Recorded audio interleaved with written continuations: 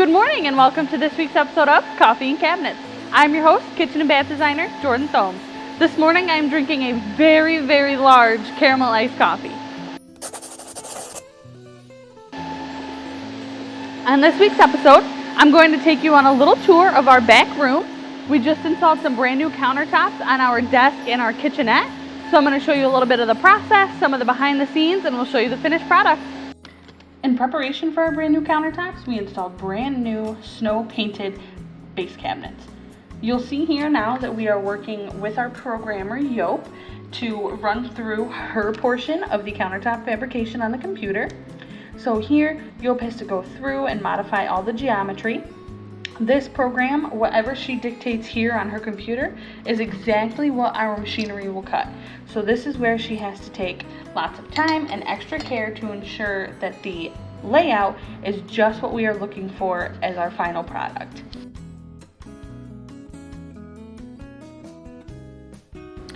Within this layout, Yope not only dictates the sizes that she needs cut, but here's where she will also indicate any corner radiuses and decorative edge profiles. So here in this particular sector of her program, Yope is programming our machine to polish the edges.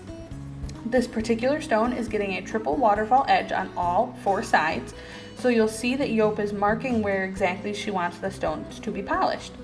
Here she indicates just how large the polish is and exactly where it will be. You'll also see here that she is dropping in what we call pods, which are what the stone sits on the machine, and this is exactly where our laser indicates what it's polishing, and it knows exactly where the stone is. Out on the machine, a large laser actually will show up on the platform that will show just where Yope is to put these pods, so it matches up with her program. This is where she just makes those final touches, such as the direction that the polisher will go. That way there's no confusion on where the polish happens and exactly what the radius will be.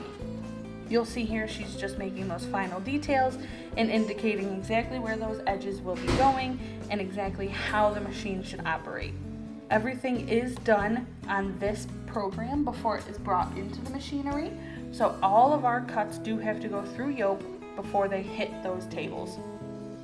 Any changes that we might have to make after template or with the layout, we do go over with our programmer. That way, if there's any questions the customer has or that we have, we know exactly what the answer will be because Yope will have already laid it out. You'll see here a really cool simulation of just how the polish will operate. So it shows you where that pad is rotating around the stone. I did ask Yope and she says that the typical number of passes for the polisher is 8, which is a fun fact that I actually learned today while filming with her. This is just a really cool 3D model that shows the stone in relation to those pods. And we're doing a quick little paint.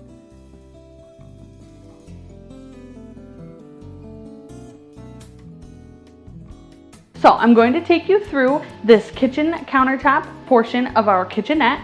We did use this piece as an opportunity to train a new installer. So we gave him a little bit of a look at seams, backsplash, and cutouts. This particular piece, it is a quartz. This is Calcutta Classique. We do have two different types of cutouts in this piece that I'll show you. We have a completely polished cutout for an under-mount sink, as well as an unpolished cutout for an induction cooktop. So for this portion of our backroom project, we did a very large single piece to not only expand our programmer's desk, but to also provide a little bit of a space for us to gather around if we have to go over anything, and it's a nice place to sit and relax and have our lunch back here. And this particular piece, we did include a decorative edge where we feature our triple waterfall, which is a polished edge around all four of the sides. You'll see both in the program video that we showed and also in real time, you'll see that we did do a large curve to give a little bit more dimension to the piece rather than making it just 4 straight sides. And we did also include, just to make it a little bit easier for cable management, we did drill a hole right in the center so all of these computer's cords have somewhere to go and not cover up all of that precious real estate on her desk. One really neat feature that this desk gives us the opportunity to showcase is just how great of an overhang we can provide. With adequate support, we can give you a really nice amount of seating space, or in this case, gathering space. So not only do we have stainless steel brackets that IVO can fabricate, provide, and install for you, but we can do things like a decorative leg. So if it's your kitchen island and you want something to match the island, or maybe do something, a little bit of an accent, really decorative leg, we can factor that in as well. So you don't have to stick with that small 8 or 10 inch overhang. We can get you a whole lot of extra space. Thank you so much for tuning into this week's episode of Coffee and Cabinets. I will see you back here next Saturday morning.